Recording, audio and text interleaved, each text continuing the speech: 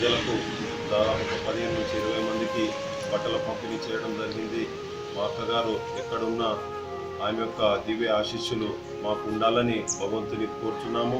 ప్రతి సంవత్సరము GG foundation ద్వారా ఏ కార్యక్రమాలు కూడా పేరు ప్రజలకు చేస్తానని నేను మనస్ఫూర్తిగా తెలుపుతున్నాను.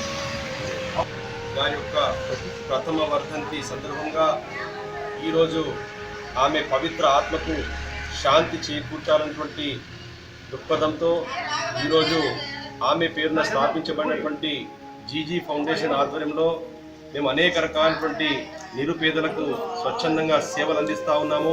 ఈ జీజీ ఫౌండేషన్ ఆధ్వర్యంలో మరి ఈరోజు ప్రథమ వర్ధంతి సందర్భంగా ఈరోజు ఉన్నటువంటి ఆర్మూర్లో ఉన్నటువంటి నిరుపేద కుటుంబాలకు 15 మందికి వస్త్రాలు మరియు పళ్ళ పంపిణీ యొక్క కార్యక్రమాన్ని ఇప్పుడు చేయడం జరిగింది.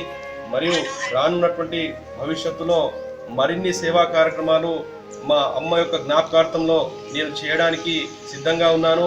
మరి ఈ సందర్భంగా నేను మాట్లాడుతున్నది ఏంటంటే, నేను ఈ యొక్క ఫౌండేషన్ ఆధ్వర్యంలో నిరుపేద ప్రజలను ఆదుకోవడమే ప్రధాన లక్ష్యంగా చేపట్టుకొని ఇటువంటి కార్యక్రమాలు నేను చేస్తూ ఉన్నాను.